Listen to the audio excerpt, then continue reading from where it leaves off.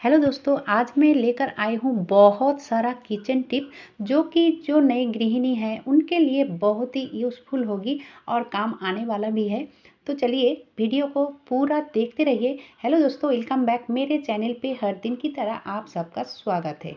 अब वीडियो को शुरू किया जाए तो पहले टिप होगी दोस्तों, ये जो छोटे छोटे डब्बे होते हैं ना, जो हम ऑनलाइन से खाना वाना मंगाते हैं, ये सब तो हम फेंक देते हैं और फेंक देना भी चाहिए, क्या करें इतने सारे डब्बे को।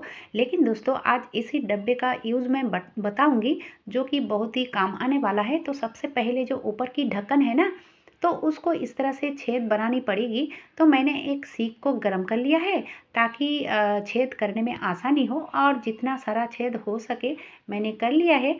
अब चलिए, ये तो ऑनलाइन की डब्बे थी, तो कोई भी छोटा मोटा डब्बा हो या फिर इस तरह की जो दही के होते हैं ना, प्लास्टिक की, या फिर ऑनलाइन की जो खाना पाना मंगाते हैं वो सब, तो बड़ा होगा तो भी चलेगा। अब चलिए, इस तरह से मैंने दोनों को छेद बना लिया है। अब इसमें मैं क्या डालूंगी और कैसे कहाँ पे इस्तेमाल करूंगी, हाँ दोस्तों ये बहुत ही यूजफुल होगी, क्योंकि अभी तो गर्मी का सीज़न है और गर्मी में कहीं पे भी बैठो तो वहाँ पे मच्छर मक्खियाँ इतना आता है, इतना सताता है कि हम ज़्यादातर एक जगह में बैठकर काम नहीं कर सकते हैं। तो इसीलिए ये टिप है दोस्तों। तो यहाँ पे मैंने लिया है 2 चम्मच करके नमक, और उसमें डाल दिया है डिश वॉश हो या फिर हैंड वॉश हो, कोई भी दोनों में कोई भी चलेगा। या फिर आपके पास अगर डिश वॉश या फिर हैंड वॉश नहीं है तो आप यहाँ पे शैम्पू का भी यूज कर सकते हो। तो 1 चम्मच के करीब डाल दिया है, और यहाँ पे मैंने 2 डाला है जो नेपथोलिन होती है ना, नेपथोलिन की गोलियाँ। अब 2-2 करके इसमें डाल दिया है। अगर आप बड़ा कंटेनर में देना चाहते हो तो इसकी क्वांटिटी भी ज़्यादा बढ़ानी पड़ेगी। आप घंटों बैठकर काम करने के बड़े के टेबल हो या फिर बच्चों की पढ़ाई की टेबल हो, तो वहाँ पे इस तरह से रख सकते हो। जहाँ जहाँ पे आपका ज़रूरत है वहाँ वहाँ पे इस तरह से रख सकते हो, और देखोगे धीरे धीरे मक्खर मक्खियाँ भाग जाएंगी। तो चलिए अब देख लेते हैं अगली वाला टिप। तो ये जो नेट है ना, तो इसको मैं खोलकर काम में लगाने वाली हूँ, क्योंकि इस तरह की जो जाली होते हैं बहुत कुछ में आता रहता है, जैसे कि फल में भी आता है इस तरह की जाली है। तो इसका क्या यूज है, बहुत ही बढ़िया है दोस्तों, आप देखकर चौंक जाओगे। ये जो साबुन है, जब छोटे हो जाते हैं ना तो हमें हाथ देने में अच्छा नहीं लगता है, हम लोग यूज नहीं करते हैं। तो मैं इस तरह से एक एक करके दूसरी तरफ रख देते हैं, और जब बहुत सारा हो जाते हैं ना, तो इस तरह से आप इस तरह की जाली में हो या फिर पुरानी सॉक्स के अंदर हो, आप डाल सकते हो। डालकर देखिए आप किस तरह से इसका यूज करना है, क्योंकि इसमें जाली है, और इस तरह से हम अगर हाथ पैर को हल्के हाथों से रगड़ेंगे ना, तो हाथ की जो धूल मिट्टी है वो आसानी से निकल आएगी। और ये जो छोटे साबुन हम फेंकने वाली थी उसका भी यूज हो गया है। तो बहुत ही बढ़िया टिप है दोस्तों, आप इस तरह से कर सकते हो। अगर आप खुद से यूज नहीं करना चाहते हो तो आप कोई भी चीज़ क्लीन कर सकते हो, क्लीन करने के लिए भी बहुत ही बढ़िया है। चलिए अब देख लेते हैं अगली टिप। तो अगली टिप क्या होती है कि जिस जिस फर्नीचर हो या फिर कोई भी चीज़ हो हम हर रोज़ यूज करते हैं, तो यूज करने ना करना ये तो बहुत बड़ी बात नहीं है, लेकिन दोस्तों उसको क्लीन करना बहुत बड़ी बात है। क्योंकि अगर ये सब चीज़ क्लीन नहीं रहेगा तो हमारी हेल्थ खराब हो सकती है। तो आज का बहुत ही एक सरल टिप मैं बताने वाली हूँ, जो कि झटपट काम बहुत सारा काम हो जाएगा। एक बड़ा सा कटोरी में मैंने लिया है एक शैम्पू, और उसमें डाल दिया है थोड़ा सा पानी, करीब 1 डेढ़ गिलास पानी मैंने डाल दिया है। अब नरम कपड़ा ले लिया है, जो गंजी का कपड़ा होता है ना, उसी तरह की कपड़ा मैंने लिया है। अब चलिए, ये जो डाइनिंग टेबल की ग्लास है इसको मैं उसी शैम्पू की पानी से एक बार पोंछ लिया, और पोंछने के बाद दूसरे कपड़े से नॉर्मल वाटर में इसको वॉश करने के बाद इसको पोंछ लिया। तो देखिए ये करने में ना 2 मिनट भी नहीं लगेगा दोस्तों। अब जो उसी शैम्पू वाला पानी था ना, तो जो टेबल मैट था उसको भी मैंने इस तरह से क्लीन कर लिया, और ये करने में 1 मिनट भी नहीं लगेगा। अगर आप टेबल मैट को हर रोज़ क्लीन नहीं करना चाहते हो तो कोई बात नहीं, आप हफ्ते में 1 बार कर सकते हो। लेकिन ये जो डाइनिंग टेबल है इसको तो क्लीन करना चाहिए। अब चलिए खाना वाना बनाने के बाद हम जो ओवन है उसको भी तो क्लीन करते हैं। तो अगर हम एक साथ एक शैम्पू को इस तरह से घोल लेते हैं ना, तो देखोगे उसी पानी से ये सब क्लीन हो जाता है।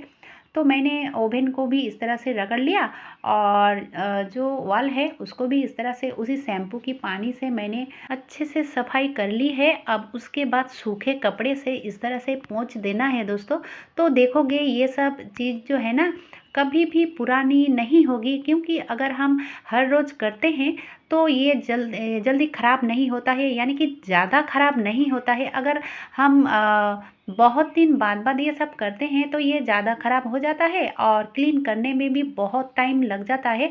तो अगर हम 20 मिनट टाइम दें, 15 या फिर 20 मिनट टाइम देने से ही ना हर कोई चीज़ आपका एकदम से नए जैसे लगेगा दोस्तों। तो उसी शैम्पू की पानी से मैं जो दूसरी वाली टैप है वहाँ पे आ गई हूँ और उसको भी यहाँ इस तरह से उसी पानी से मैं क्लीन कर लूँगी। तो आपका घर में भी अगर लगे कि ये वो चीज़ क्लीन करना है तो आप एक शैम्पू की पैकेट से क्लीन कर सकते हो, बहुत सारा चीज़ आपका क्लीन हो जाता है। तो चलिए अब देख लेते हैं अगली वाली टिप। अगली टिप होगी कुकर की ढक्कन को लेकर, क्योंकि कभी कभी हम ऐसा खाना बनाते हैं और अंदर से जो निकल आती है ना और इतना गंदगी से चिपक जाता है कि हमें क्लीन करने के लिए यानी कि मांजने घसने के लिए हाथों का जोर लगाना पड़ता है। तो अब जोर लगाने की कोई ज़रूरत नहीं है दोस्तों। ये देखिए इस तरह से अगर ज़्यादा गंदगी हो जाए ना, चिपक जाए, तो आप आधा घंटे के लिए पानी में भिगो के रखोगे। तो आप जब इसको मांजोगे ना तो आपका हाथों की जोर नहीं लगेगी और बहुत ही इजीली से ये क्लीन हो जाता है। तो इस तरह से आप आधे घंटे के लिए भिगो के रख सकते हो पानी में।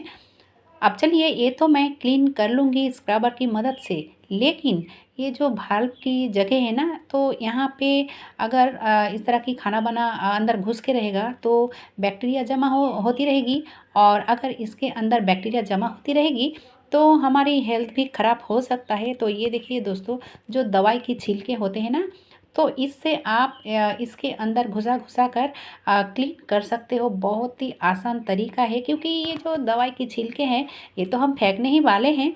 अगर हम इस तरह से यूज़ कर लें, इस्तेमाल करने के बाद फेंकेंगे, ये देखिए दोस्तों इसके अंदर से कितना गंदगी निकला है।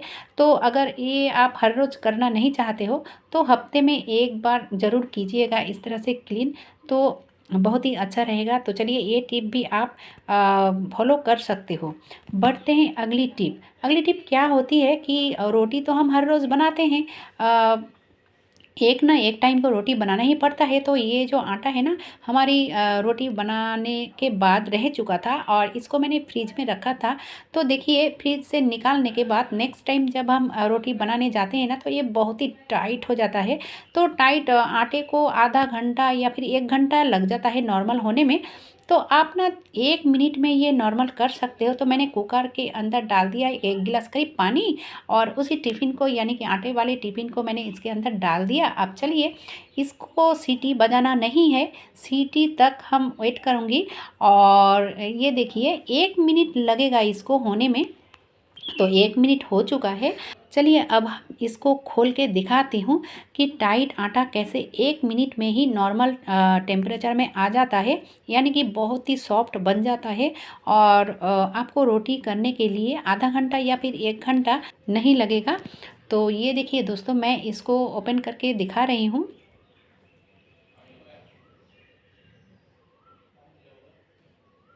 एकदम से लग रहा है कि अभी अभी इस आटा को गूँथा है।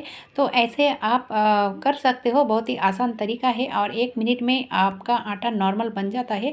आज का वीडियो अगर अच्छा लगे तो एक लाइक ज़रूर दीजिएगा और ज़्यादा से ज़्यादा लोगों तक शेयर भी कीजिएगा। आज के लिए बस इतना ही।